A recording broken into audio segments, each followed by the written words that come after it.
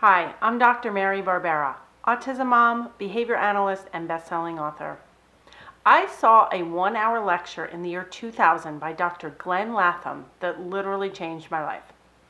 Dr. Lapham was the author of several parenting and education books, and he was the keynote speaker at an autism conference I attended.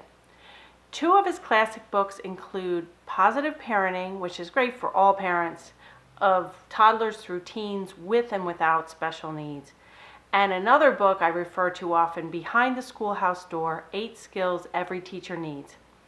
Dr. Lapham had a PhD in special education and was often called in for tough cases.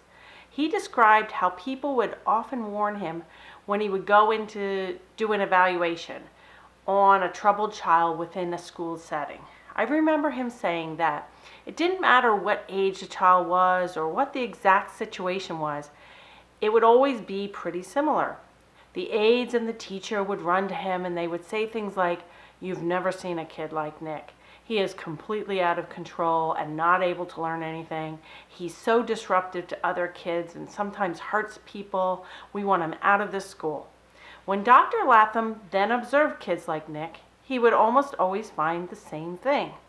Well-meaning teachers and other staff members were using 8 or more negatives to every positive comment, telling Nick to stop it, settle down, be quiet, stand in line.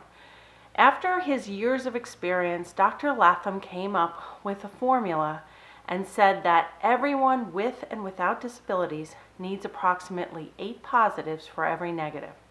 He found kids with special needs, especially those not doing well in school, often received the opposite ratio, with sometimes dozens of negative comments to every positive one. Since hearing Dr. Lapham almost 2 decades ago, I often count the negative to positive ratio when I'm observing students. I simply make a column and tally the positive comments or gestures on one side.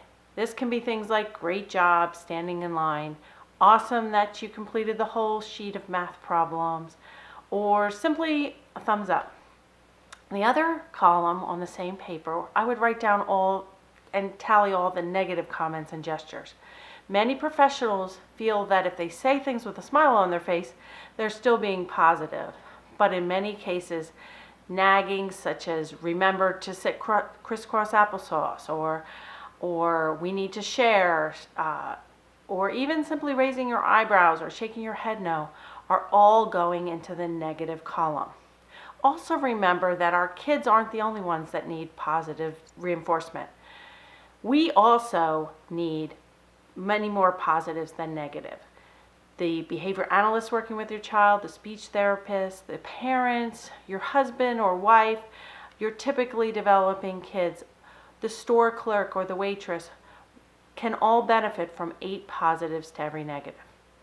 If you have a child or client with major problem behaviors, this might be the easiest thing that you can do to start making a sheet and counting the positives versus the negatives in just a 15-minute period or an hour.